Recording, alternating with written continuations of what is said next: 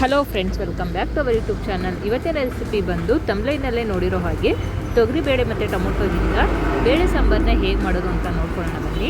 ಮೊದಲಿಗೆ ಇದಕ್ಕೆ 100 ರಿಂದ 150 ಗ್ರಾಮ್ ತೊಗರಿಬೇಳೆ, 2 ಚಿಕ್ಕ ಗಾತ್ರದ ಈರುಳ್ಳಿ ಕಟ್ ಮಾಡಿಟ್ಕೊಂಡಿರೋವಂಥದ್ದು, 3 ಟೊಮೊಟೊ, ಸಿಪ್ಪೆ ಬಿಡಿಸಿಟ್ಕೊಂಡಿರುವಂತಹ ಅರ್ಧ ಗೆಡ್ಡೆ ಬೆಳ್ಳುಳ್ಳಿ, ಸ್ವಲ್ಪ ಕೊತ್ತಂಬರಿ ಸೊಪ್ಪು, 1 ಕಡ್ಡಿ ಕರಿಬೇವು, ಹಾಗೆ ಸ್ವಲ್ಪ ತೆಂಗಿನ ತುರಿ, ತಕ್ಕಷ್ಟು ಉಪ್ಪು, ಅಡಿಗೆ ಎಣ್ಣೆ, ಮತ್ತು ನಾನು ಸಪ್ರೇಟಾಗಿ ಒಗ್ಗರಣೆಗೆ ಅಂದ್ಬಿಟ್ಟು ಸ್ವಲ್ಪ ಈರುಳ್ಳಿ, ಸ್ವಲ್ಪ ಬೆಳ್ಳುಳ್ಳಿ ಸಿಪ್ಪೆ ಬಿಡಿಸಿಟ್ಕೊಂಡಿದ್ದೀನಿ, ಒಣಮೆಣ್ಸಿನ್ಕಾಯಿ ಮತ್ತು ಬ್ಯಾಡಗೆ ಮೆಣಸಿನ್ಕಾಯಿ 2 ಮತ್ತು ಕರಿಬೇವು ಮತ್ತು ಸಾಂಬಾರು ಪುಡಿ.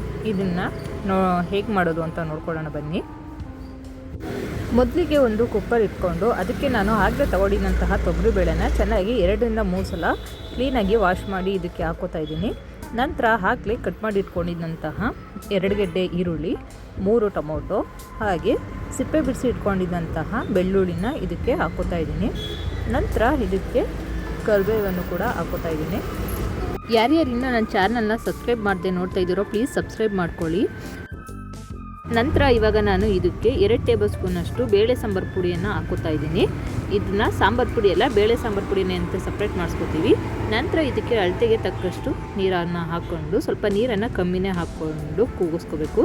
ನಂತರ ಇದಕ್ಕೆ ಒಂದೇ ಒಂದು ಚಿಟಿಕೆ ಅಡುಗೆ ಎಣ್ಣೆಯನ್ನು ಹಾಕಿ ಸ್ವಲ್ಪ ಮಿಕ್ಸ್ ಮಾಡಿ ಇವಾಗ ಕುಕ್ಕರ್ ಮುಚ್ಚಳವನ್ನು ಮುಚ್ಚಿ ಲಿಡ್ಡ ಕ್ಲೋಸ್ ಮಾಡಿ ವಿಶಿಲ್ ಹಾಕಿ ಇದನ್ನು ಒಂದು 3 ವಿಶಿಲ್ ಕೂಗಿಸ್ಕೊಳ್ಳೋಣ. ನೋಡಿ ಈಗ 3 ವಿಶಿಲ್ ಕೂಗಿದೆ. ನಂತರ ಕುಕ್ಕರ್ ಆರಿದ ನಂತರ ಇವಾಗ ತೆಗೆದು ತೋರಿಸ್ತಾ ಇದ್ದೀನಿ. ನೋಡಿ ಎಷ್ಟು ಕರೆಕ್ಟಾಗಿ ಬೇಳೆ ಎಲ್ಲ ಬೆಂದಿದೆ ಅಂತ. ಇವಾಗ ಇದನ್ನು ಒಂದು ಸ್ಮ್ಯಾಶರ್ ಮುಖಾಂತರ ಚೆನ್ನಾಗಿ ಸ್ಮ್ಯಾಶ್ ಮಾಡ್ಕೊಳ್ಳೋಣ.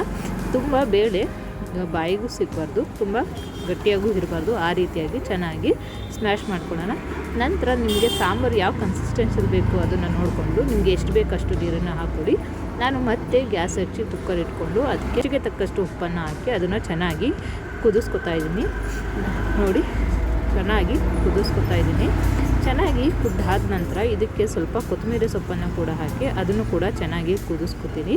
ಅದನ್ನು ಈಗ ಲೋ ಫ್ಲೇಮಲ್ಲಿ ಇಟ್ಟು ಈಗ ನಾನು ಇನ್ನೊಂದು ಪ್ಯಾನಲ್ಲಿ 1 ಟೇಬಲ್ ಸ್ಪೂನಷ್ಟು ಅಡುಗೆ ಎಣ್ಣೆ, 1 ಟೇಬಲ್ ಸ್ಪೂನಷ್ಟು ತುಪ್ಪವನ್ನು ಹಾಕ್ಕೊಂಡು ಚೆನ್ನಾಗಿ ಕಾದಿದ ನಂತರ ಅದಕ್ಕೆ ಸಾಸಿವೆ, ಜೀರಿಗೆ, ಲಜ್ಜಿಟ್ಕೊಂಡಿರುವಂತಹ ಈರುಳ್ಳಿ, ಬೆಳ್ಳುಳ್ಳಿ ಹಾಕ್ಕೊಂಡು ಅದನ್ನ ಚೆನ್ನಾಗಿ ಫ್ರೈ ಮಾಡ್ಕೊತೀನಿ. ಈರುಳ್ಳಿ ಮತ್ತು ಬೆಳ್ಳುಳ್ಳಿ ಕಲರ್ ಚೇಂಜ್ ಆಗೋವರೆಗೂ ಸ್ವಲ್ಪ ಫ್ರೈ ಮಾಡಿಕೊಂಡು ನಂತರ ಅದಕ್ಕೆ 2 ಬ್ಯಾಡಗೆ ಮೆಣಸಿನ್ಕಾಯಿ ಮತ್ತು ಕರಿಬೇವನ್ನು ಕೂಡ ಹಾಕ್ಕೊಂಡು ಒಂದು ಸಲ ಚೆನ್ನಾಗಿ ಮಿಕ್ಸ್ ಮಾಡ್ಕೊತೀನಿ. ನೋಡಿ ಗ್ಯಾಸನ್ನು ಆಫ್ ಮಾಡಿ ಈಗ ಒಗ್ಗರಣೆ ಮಾಡಿ ಇಟ್ಕೊಂಡಿರೋಂಥದ್ದನ್ನು ಸಾಂಬಾರಿಗೆ ಹಾಕ್ಕೊತಾ ಇದ್ದೀನಿ. ನಂತರ ಸಾಂಬಾರನ್ನ ಪ್ಯಾನ್ಗೆ ಸ್ವಲ್ಪ ಹಾಕ್ಕೊಂಡು ಅದನ್ನು ಕೂಡ ಚೆನ್ನಾಗಿ ಮಿಕ್ಸ್ ಮಾಡಿ ಹಾಕೊಳ್ಳೋಣ. ಹೀಗೆ ಮಾಡೋದ್ರಿಂದ ಸಾಂಬಾರು ಟೇಸ್ಟಿಯಾಗಿ ಬರುತ್ತೆ, ಹಾಗಾಗಿ ಅದನ್ನು ಹಾಕೋತಾ ಇದ್ದೀನಿ. ಹಾಗೆ ಇದಕ್ಕೆ ಕೊನೆಯಲ್ಲಿ ಸ್ವಲ್ಪ ತೆಂಗಿನ ತುರಿಯನ್ನು ಹಾಕಿಕೊಂಡು ಜಸ್ಟ್ 1 ಸೆಕೆಂಡು ಕುದಿಸ್ಕೊಂಡು ಗ್ಯಾಸ್ನ ಆಫ್ ಮಾಡ್ತಾ ಇದ್ದೀನಿ. ಈಗ ರುಚಿಯಾದಂತಹ ಬೇಳೆ ಸಾಂಬಾರು ರೆಡಿಯಾಗಿದೆ. Thank you.